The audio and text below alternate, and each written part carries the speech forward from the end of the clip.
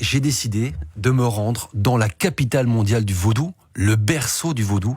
C'est la ville de Ouidah qui se trouve dans le sud du Bénin, à 1 heure de Cotonou. C'est là qu'est né le vaudou en particulier ? Exactement, c'est là qu'on trouve les premières origines du vaudou. Et c'est là notamment que se trouve le temple des Pitons, qui est vraiment, je dirais, la Mecque du vaudou dans le monde. Mais pour moi, comprendre ce culte, et vous allez comprendre qu'en fait c'est une religion à part entière, il fallait que je fasse ma propre initiation. C'était pas possible d'arriver, de les contacter et de les observer de l'extérieur du début à la fin. Ils m'ont dit voilà, tu peux approcher notre culture, notre communauté, mais la règle, la condition, c'est que tu te plonges, que tu t'immerges toi-même dans ce culte, dans ces rites. Et donc, j'ai accepté de faire l'expérience. Vous avez tout fait ? Oui, exactement. La première étape, c'est d'aller voir le messager du Fa. Le Fa, c'est l'espèce d'esprit qui est autour de nous. Et il existe là-bas des prêtres qui sont censés faire la communication entre la personne qui va faire son initiation et puis ce messager. Et donc déjà là, c'était une première étape avec toutes sortes de rituels, parce que c'est très, très, très codifié. Il y a énormément de choses. Ensuite, ils vont nous désigner une divinité, celle qui nous correspond et qui va nous protéger. Moi, c'était la divinité de Badou. Alors, j'étais assez fier parce que c'était une divinité très puissante, très forte. Alors, j'en ris ici, mais pour eux, c'est tout à fait sérieux. Et quand moi, je me prête au jeu, je le fais de manière sérieuse aussi. Ensuite, il y a des étapes de purification.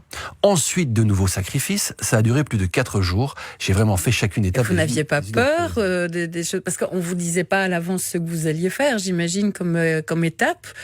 Il y avait de la crainte? Non, honnêtement, c'est un peu le principe de mes aventures, c'est que j'essaie de faire confiance aux gens qui m'accueillent, et il y a souvent beaucoup de bienveillance.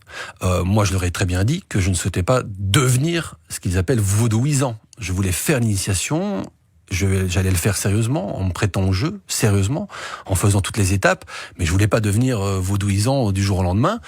Et j'ai tout de suite senti chez eux une bienveillance, l'envie de nous montrer les choses, parce que ils souffrent énormément des clichés, des préjugés.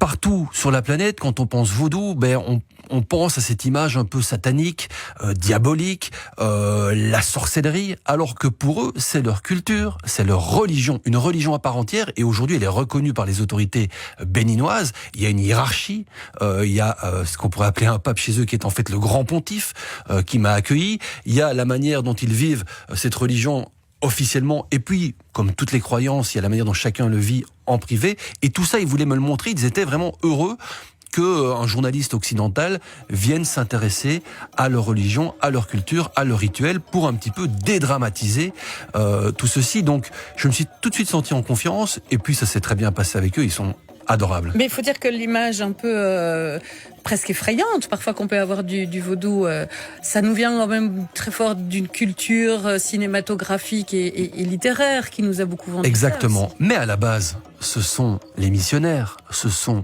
les colonisateurs. Lorsqu'on arrive en Afrique de l'Ouest pour faire venir des millions d'esclaves vers l'Europe, vers l'Amérique du Sud, on veut aussi imposer notre propre religion. Donc qu'est-ce qu'ils ont fait, les colons, qui voulaient rendre tous ces Africains catholiques?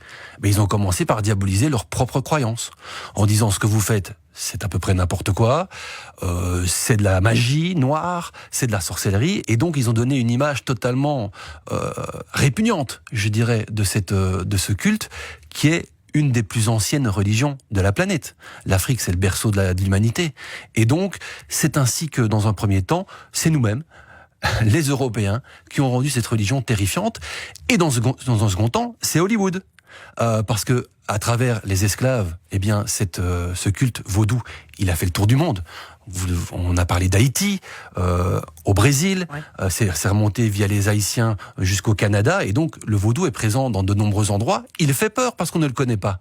Effectivement, ça peut faire peur. Moi aussi, je vous avoue que c'est des rituels qui sont un peu extrêmes. Les sacrifices animaliers, c'est pas facile à voir. Mais il faut savoir que dans toutes les religions, il y avait des sacrifices animaliers. Il y a l'agneau pascal dans la religion catholique, dans la fête de l'Aïd, il y a le mouton, le sacrifice du mouton. Donc ça fait partie des rituels, et nous on les a diabolisés. Mais lorsqu'on se prête au jeu, lorsqu'on approche ces gens, lorsqu'on voit qu'ils font tout ça avec beaucoup de respect, de bienveillance, que les animaux qu'ils tuent, c'est pour les manger aussi. Donc il n'y a pas de gaspillage. Eh bien, on voit les choses autrement et on se rend compte effectivement que c'est un culte avec ses règles et puis sa communauté. Et au-delà de l'aspect initiation, voilà, vous avez passé 5 jours, qu'est-ce que ça vous a apporté ? Qu'est-ce que vous retenez finalement de cela, de l'importance finalement de cette culture ? Ce que je retiens, c'est que le vaudou est sans doute une des religions les plus tolérantes. Parce que je vous ai expliqué que les catholiques étaient venus, avaient essayé de détruire le vaudou. Il faut savoir que sur la grande place de Ouidah, face à la plus grande basilique de la ville, il y a le plus ancien temple vaudou, le temple des Pitons. Et en fait, il faut savoir que ce sont les vaudouisants eux-mêmes qui ont laissé l'espace pour que la basilique puisse se construire.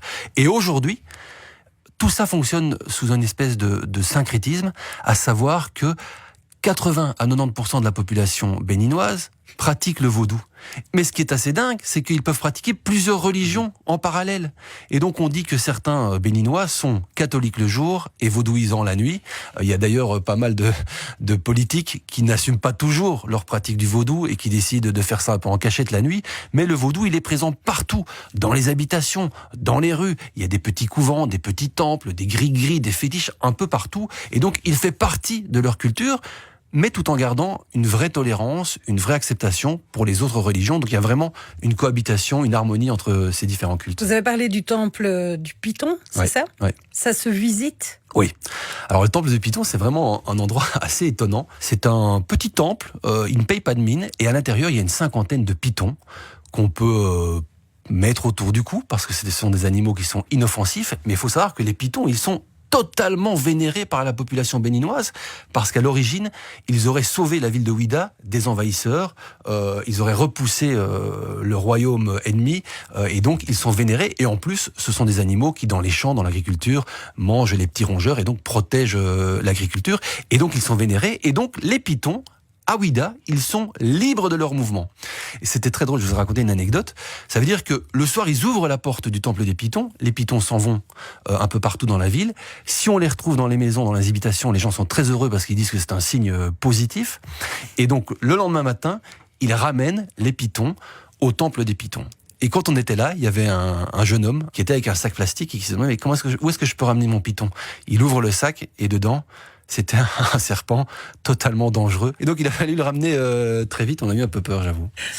Aujourd'hui, est-ce que vous êtes considéré comme un membre éventuel ? Alors, je sais, vous l'avez dit, vous ne vous liez pas. Mais est-ce que si vous dites j'ai passé ces étapes, je suis un de vos membres ? Je suis un peu plus proche de leur communauté. Mais vous n'êtes donc pas... ça veut dire que non. Alors par contre, si on veut faire les étapes d'initiation jusqu'au bout, normalement chaque année on doit faire des offrandes. On fait beaucoup d'offrandes aux divinités.